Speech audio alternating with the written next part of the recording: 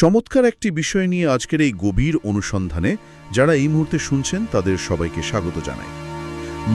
বিশ্বজুড়ে সমুদ্র দাপিয়ে বেড়ানো ওই পাহাড় সমান বিশাল সব জাহাজের শেষ পরিণতি আসলে কোথায় হয় তা নিয়ে আমরা আজ আলোচনা করব। হ্যাঁ, আর এই পুরনো জাহাজ ভাঙার শিল্পকে কেন্দ্র করে বাংলাদেশ এবং প্রতিবেশী দেশ ভারতের মধ্যে যে একটা নীরব একটা বিশাল অর্থনৈতিক লড়াই শুরু হয়েছে। একদম ঠিক। আর এটাই আমাদের আজকের আলোচনার মূল ফোকাস। এই গভীর অনুসন্ধানের জন্য আমরা বেশ কিছু দারুণ আর নির্ভরযোগ্য সূত্র থেকে তথ্য সংগ্রহ করেছি। এর মধ্যে আছে মেরিটাইম এক্সিকিউটিভ, ঢাকা ট্রিবিউনের প্রতিবেদন, হিউম্যান রাইটস ওয়াচ বা HRW এর একটা অত্যন্ত চোখ খুলে দেওয়ার মতো রিপোর্ট। পাশাপাশি উইকিপিডিয়ার কিছু ঐতিহাসিক তথ্য আর জাগো নিউজের সাম্প্রতিক খবরও আমরা দেখেছি। হ্যাঁ, আমাদের আজকের মূল লক্ষ্য হল কেন বাংলাদেশের জাহাজ ভাঙা শিল্প, যা একসময় পুরো বিশ্বের শীর্ষে ছিল, তা হঠাৎ করে এত বড় পতনের মুখে পড়ল, আর ঠিক কিভাবে ভারত $500 মিলিয়ন এক বিশাল প্রণোদনা প্যাকেজ দিয়ে এই পুরো বাজারের দখল রাতারাতি নিজেদের পকেটে পুরতে চাইছে সেটা বিশ্লেষণ করা। আজ আমার সাথে বরাবরের মতোই রয়েছেন আমাদের বিশেষজ্ঞ। আজকের এই আলোচনায় যুক্ত হতে পেরে খুব ভালো লাগছে। প্রেক্ষাপটটা যদি একটু সহজ করে বলি, এই যে মহাসমুদ্রে ভেসে চলা দানবীয় সব কার্গো বা তেলের ট্যাঙ্কার, এগুলোর তো একটা নির্দিষ্ট মেয়াদ থাকে, তাই না? হ্যাঁ, 20 বা 25 বছর। ঠিক, 20-25 বছর পর এগুলো ব্যবহারের অনুপযোগী হয়ে পড়ে। তখন এই লাখ লাখ টন লোহার পাহাড়গুলোকে কোথাও না কোথাও ভাঙতেই হবে। আর মজার ব্যাপার হলো, এই বিশাল কর্মযজ্ঞের 90%-এরও বেশি ঘটে থাকে আমাদের দক্ষিণ এশিয়াতে, বিশেষ করে বাংলাদেশ, ভারত আর পাকিস্তানে। হ্যাঁ, আর তুরস্কেও। ব্যাপারটা শুধু বাতিল লোহা লক্ষণের ব্যবসা নয়, এটি আসলে ভূ রাজনীতি, বৈশ্বিক সাপ্লাই চেইন এবং বিশ্ব অর্থনীতির এক দারুণ উদাহরণ, যা আমাদের চোখের আড়ালেই ঘটে চলেছে। বাংলাদেশ কিভাবে এই শিল্পের এত বড় একটা রাজা হয়ে উঠল, সেই গল্পটা কিন্তু সত্যি সিনেমার মতো। আমরা অনেকেই হয়তো ভাবি যে এটা কোনো সুপরিকল্পিত সরকারি মাস্টার প্ল্যান ছিল, কিন্তু বাস্তবে ব্যাপারটা একেবারেই তা নয়। কিভাবে চট্টগ্রামের সীতাকুণ্ডের এই কাদামাচি সৈকত বিশ্বের সবচেয়ে বড় জাহাজ গোরস্থানে পরিণত হলো। গল্পের শুরুটা 1960 সাল। সেবার এক ভয়ঙ্কর ঘূর্ণিঝড় আঘাত হানে চট্টগ্রামে। সেই ঝড়ের কবলে পড়ে MD আলপাইন নামের বিশাল এক গ্রিক জাহাজ সীতাকুণ্ডের উপকূলে একেবারে কাদায় আটকে যায়। আর সেটাকে তোলা যায়নি? একদমই না। অনেক চেষ্টা করেও সেটিকে আর সাগরে ভাসানো যায়নি, কারণ ওই এলাকার ভৌগোলিক গঠনটাই এমন। কাদামাটির বিশাল ঢালু সৈকত, যা প্রাকৃতিকভাবেই জাহাজ আটকে রাখার জন্য দারুণ। তো তারপর জাহাজটা যখন পোলারি গেল না, তখন 1965 সালে চিটাগাং স্টিল হাউস নামের একটি কোম্পানি সেটি কিনে নেয় এবং ওখানেই ভাঙার কাজ শুরু করে। এভাবেই একেবারে দুর্ঘটনার মধ্য দিয়ে বাংলাদেশে এই শিল্পের জন্ম। অসাধারণ। এরপর আসে 1971 সাল।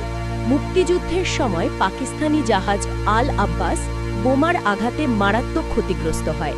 পরে একটি সোভিয়েত দল সেটি উদ্ধার করে ফৌজদারহাট উপকূলে নিয়ে আসে এবং 1974 সালে সেটি কিনে নিয়ে বাণিজ্যিকভাবে ভাঙার কাজ শুরু করে। তার মানে কোনো বড় পরিকল্পনা নয়, বরং একটা প্রাকৃতিক দুর্যোগ আর একটা যুদ্ধের ধ্বংসাবশেষ থেকেই এত বড় একটা শিল্পের জন্ম।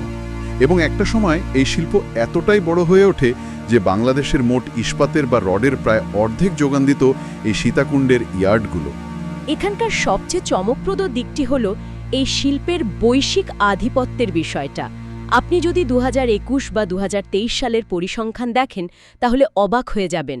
2023 সালেও বৈশ্বিক জাহাজ ভাঙা শিল্পের 46%ই ছিল বাংলাদেশের দখলে। প্রায় অর্ধেক, বাবা যায়। পুরো বিশ্বের প্রায় অর্ধেক পুরনো জাহাজ আসত চট্টগ্রামের এই কাদামাটির সৈকতে, আর ভারত ছিল দ্বিতীয় স্থানে 33% মার্কেট শেয়ার নিয়ে। কিন্তু ঠিক এর পরের বছর 2024 সালে এসে চিত্রটা পুরো উল্টে যায়। হ্যাঁ, এক বিশাল পতন ঘটে বাংলাদেশের এই শিল্পে। ঠিক আছে, চলুন বিষয়টি একটু খুলে বলা যাক। হঠাৎ করে এত বড় পতন কেন হলো? কারণ আমরা যে সূত্রগুলো ঘাটছিলাম সেখানে দেখলাম 2024 সালে মাত্র 144টি জাহাজ বাংলাদেশে এসেছে, যার ওজন ছিল মাত্র 968,000 গ্রস টনেজ। হ্যাঁ, 2005 সালের পর থেকে এটি নাকি সর্বনিম্ন রেকর্ড। একটু আগে আপনি বলেন 46% মার্কেট শেয়ার, আর সেখান থেকে এক বছরের ব্যবধানে এত বড় পতন, এর পিছনে নিশ্চয়ই বড় কোনো ধাক্কা আছে। অবশ্যই এর পেছনে মূলত বেশ কয়েকটি বৈশ্বিক কারণ জড়িত যা আমাদের নিয়ন্ত্রণেই নেই। প্রথমত রাশিয়া ইউক্রেন যুদ্ধ এবং লোহিত সাগরের সংকট। আমরা সবাই জানি ইয়েমেনের হুথি বিদ্রোহীরা লোহিত সাগরে জাহাজে হামলা চালাচ্ছে। এতে জাহাজের রুটগুলো বদলে গেল। ঠিক তাই, সুয়েজ খাল দিয়ে না গিয়ে জাহাজগুলোকে এখন পুরো আফ্রিকা ঘুরে যেতে হচ্ছে। এতে সময় বেশি লাগছে, তাই বিশ্বজুড়ে জাহাজের চাহিদাও বেড়ে গেছে। ফলে জাহাজের মালিকরা তাদের পুরনো জাহাজ বাতিল না করে সেগুলো জোড়াতালি দিয়ে আরও বেশি দিন ব্যবহার করতে শুরু করলেন। পুরনো জাহাজে সরবরাহ কমে গেল, বুঝতে পারছি। আর কাঁচামালের দামের ব্যাপারটা কি? আমি রিপোর্টে পড়ছিলাম যে স্ক্র্যাপের দামও নাকি অনেক কমে গেছে। সেখানে এলডিটি নামের একটা শব্দ বারবার আসছিল। হ্যাঁ, এলডিটি বা লাইট ডিসপ্লেসমেন্ট টানেজ। এটা খুব সহজে যদি বলি, একটা জাহাজ থেকে সব মালপত্র, তেল, নাবিকদের জিনিসপত্র নামিয়ে ফেলার পর যে শুধু লোহার কঙ্কালটা পড়ে থাকে, সেটার যে ওজন তাকেই এলডিটি বলে। মানে একেবারে নিরেট স্ক্র্যাপ লোহার ওজন। একদম। তো ২০২৪ সালের শুরুতে এই ভাঙা জাহাজের দাম ছিল $600 প্রতি এলডিটি, কিন্তু ডিসেম্বরে সেটা কমতে কমতে একেবারে $450 নেমে আসে।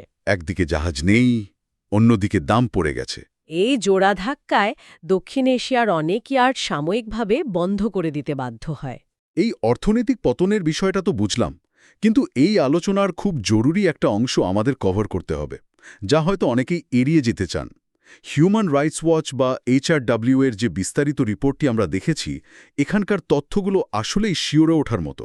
ইন্টারন্যাশনাল লেবার অর্গানাইজেশন খুব স্পষ্ট করে বলেছে এটি বিশ্বের অন্যতম বিপজ্জনক কাজ। HRW এর রিপোর্টে সরাসরি শ্রমিকদের বাস্তব জীবনের বেশ কিছু বর্ণনা উঠে এসেছে।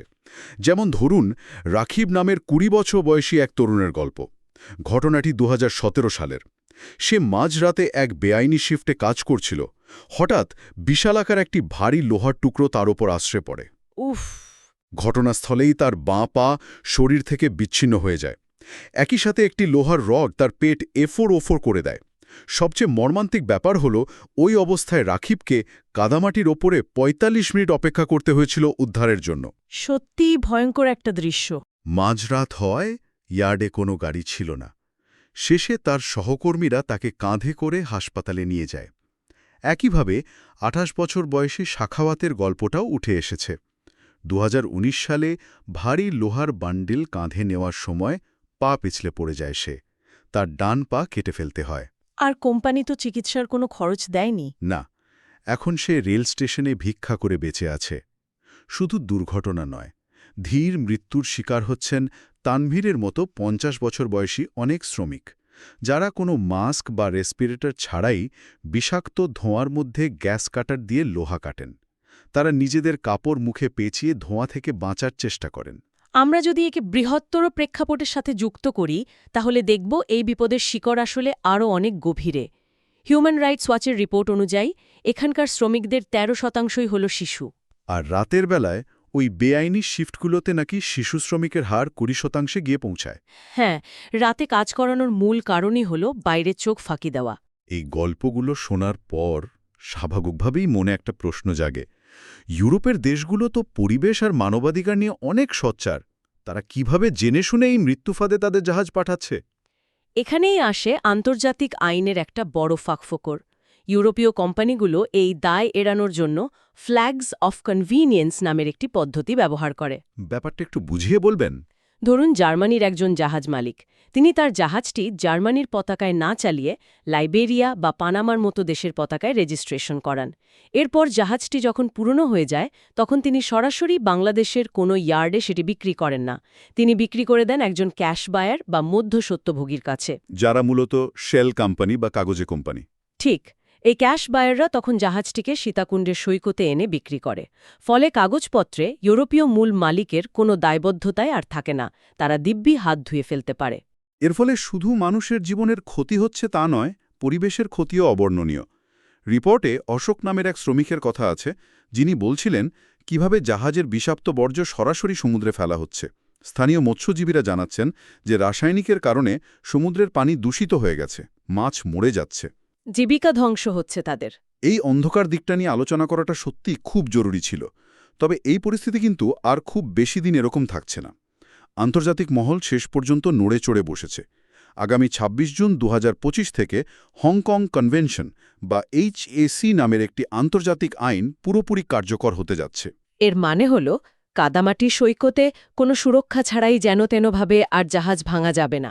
হ্যাঁ, ভাঙতে হবে সম্পূর্ণ নিরাপদ এবং পরিবেশ বান্ধব উপায়, যাকে বলা হচ্ছে গ্রিন ইয়ার্ড। আর এই ক্ষেত্রে বাংলাদেশের জন্য একটি বড় আশার আলো হল PHP ship breaking and recycling industries.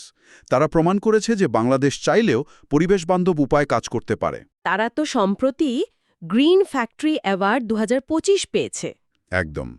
সবচেয়ে বড় কথা হল ২০২৩ সালে তারা জাপানের এনওয়াইটে লাইনের MV কামো নামের একটি বিশাল জাহাজ সম্পূর্ণ পরিবেশ বান্ধব উপায়ে রিসাইকেল করেছে। এটি ছিল বাংলাদেশের সরাসরি আসা প্রথম কোনো জাপানি প্রজেক্ট। PHPর এই সাফল্য অবশ্যই প্রশংসার যোগ্য, কিন্তু আমরা যদি পুরো বাংলাদেশের প্রেক্ষাপট চিন্তা করি, তাহলে একটি অত্যন্ত রূঢ় বাস্তবতা আমাদের সামনে এসে দাঁড়ায়। হংকং কনভেনশনের নিয়ম মানার জন্য গত ১০ বছরে বাংলাদেশ মাত্র ৫টি গ্রিন ইয়ার্ড বা পরিবেশ বান্ধব ইয়ার্ড তৈরি করতে পেরেছে। যেখানে সীতাকুণ্ডে একসময় শতাধিক ইয়ার্ড ছিল, সেখানে মাত্র ৫টি। আর ঠিক এই সুযোগটাই কাজে লাগিয়েছে প্রতিবেশী দেশ ভারত। আন্তর্জাতিক দাতাদের কাছ থেকে $১০০ মিলিয়ন বিশাল তহবিল সংগ্রহ করে ভারত তাদের গুজরাটের আলাঙে ইতিমধ্যে ১২০টি গ্রিন ইয়ার্ড তৈরি করে ফেলেছে। বাংলাদেশের ৫টি আর ভারতের ১২০টি। পরিবেশগত প্রস্তুতির দিক থেকে তারা অনেক ধাপ এগিয়ে গেছে। আর ঠিক এখানেই বিষয়টা সবচেয়ে কৌতূহলোদ্দীপক হয়ে ওঠে। ভারত যে শুধু পরিবেশবান্ধবী ইয়ার্ড বানিয়েই বসে আছে তা কিন্তু নয়, তারা বাংলাদেশের ওই ৪৬% মার্কেট শেয়ার পুরোপুরি ছিনিয়ে নিতে এক অবিশ্বাস্য অর্থনৈতিক চাল চেলেছে, যা আজকের এই আলোচনার সবচেয়ে বড় ফোকাস। বিশাল একটা প্রণোদনা। ভারত সরকার ৪,০০০ কোটি রুপির অর্থাৎ প্রায় $৫০০ মিলিয়ন একটি মেগা ইনসেন্টিভ প্যাকেজ ঘোষণা করতে যাচ্ছে। এই স্কিমটি ২০২৬ সাল থেকে শুরু হয়ে আগামী ১০ বছর ধরে চলবে। আমাকে একটু বুঝিয়ে বলুন, এই বিশাল অঙ্কের ভর্তুকিটা আসলে কিভাবে কাজ করবে? এই ইনসেন্টিভ প্যাকেজটা কিভাবে কাজ করবে সেটা সত্যি একটা মাস্টার স্ট্রোক। ধরুন, ইউরোপের কোনো বিদেশি জাহাজের মালিক তার পুরনো জাহাজটি ভাঙার জন্য গুজরাটের কোনো ইয়ার্ডে নিয়ে এলেন। ভারত সরকার তখন ওই জাহাজের মোট স্ক্র্যাপ ভ্যালু বা ভাঙা লোহার যা দাম হবে তার ৪০% সমপরিমাণ একটি ক্রেডিট নোট বা ভাউচার ওই মালিককে দেবে। এই ক্রেডিট নোটটির মেয়াদ থাকবে ৩ বছর। কিন্তু একটু দাঁড়ান, ৪০% মানে একটা জাহাজের লোহার দাম যদি ১০০ কোটি টাকা হয়, তাহলে ভারত সরকার বিদেশি মালিককে ৪০ কোটি টাকার একটা ভাউচার ফ্রি দিচ্ছে। একেবারে তাই। আর সবচেয়ে আকর্ষণীয় বিষয় হল এই ভাউচারটার ব্যবহার। এই নোট ব্যবহার করে ওই বিদেশি মালিক ভারতের শিপইয়ার্ডে তৈরি একেবারে নতুন জাহাজ কিনতে পারবেন। বিষয়টা অনেকটা পুরনো গাড়ি এক্সচেঞ্জ করার মতো। বিশাল ডিসকাউন্টের ভাউচার দিয়ে নতুন গাড়ি কেনা। শর্ত হল আপনাকে তাদের কোম্পানি থেকেই নতুনটা কিনতে হবে। ভারত ঠিক এই কাজটাই করছে পুরো বিশ্বের জাহাজ মালিকদের সাথে।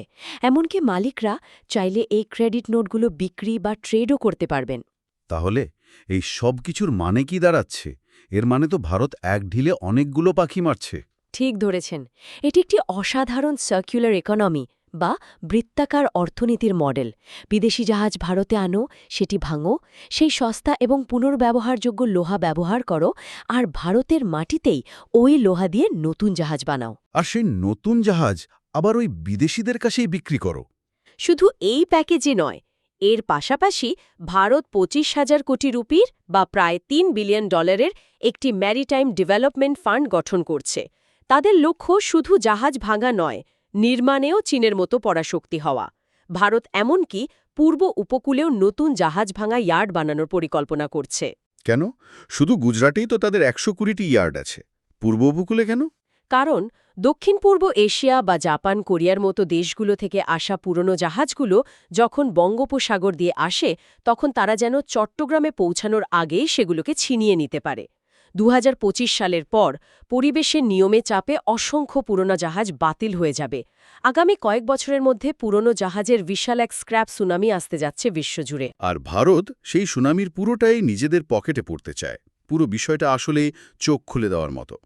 এতক্ষণের এই আলোচনাটি যদি আমরা একটু গুছিয়ে আনি, তাহলে দাঁড়ায় সস্তা শ্রম, নামমাত্র সুরক্ষা ব্যবস্থা এবং কাদামাটির সৈকত ব্যবহার করে গড়ে ওঠা বাংলাদেশের যে বিশাল মার্কেট শেয়ার ছিল তা এখন এক অস্তিত্ব সংকটের সম্মুখীন।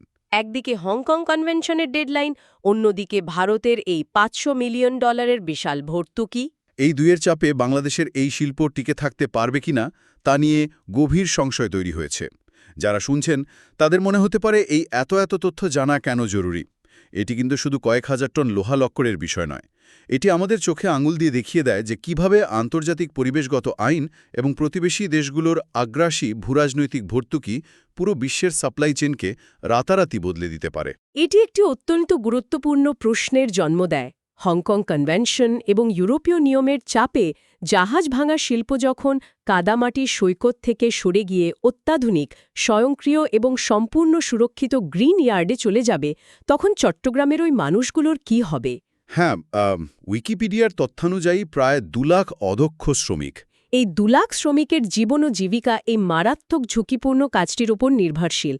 যখন সবকিছু স্বয়ংক্রিয় হয়ে যাবে অথবা মার্কেট পুরোপুরি ভারতে চলে যাবে, তখন এই 2 লাখ পরিবারের মুখে খাবার কে তুলে দেবে? পরিবেশ বান্ধব বা গ্রিন জাহাজ ভাঙার অর্থ কি? শেষ পর্যন্ত কর্মহীন, ক্ষুধার্ত শ্রমিকদের একটি প্রজন্ম তৈরি করা।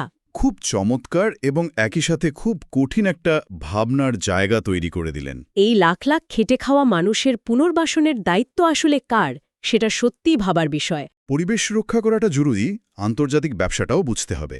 আবার লাখো মানুষের বেঁচে থাকা লড়াইয়ের এই যে জটিল সমীকরণ, এটা আসলেই আমাদের সবাইকে নতুন করে ভাবতে বাধ্য করে। যারা শুনছেন তারা এই বিষয়টি নিয়ে হয়তো আরও পড়াশোনা করতে পারেন, নিজেদের মতো করে বিশ্লেষণ করতে পারেন। বিশ্ব অর্থনীতির এই নীরব যুদ্ধগুলো আমাদের দৈনন্দিন জীবনের আড়ালেই ঘটে যায়, কিন্তু এর প্রভাব হয় সুদূর প্রসারী। আজকের এই বিশ্লেষণে আমাদের সাথে থাকার জন্য আপনাদের সবাইকে অসংখ্য ধন্যবাদ। চারপাশে পৃথিবীটাকে এভাবেই নতুন দৃষ্টিকোণ থেকে জানার এই আগ্রহটা জিয়ে রাখুন।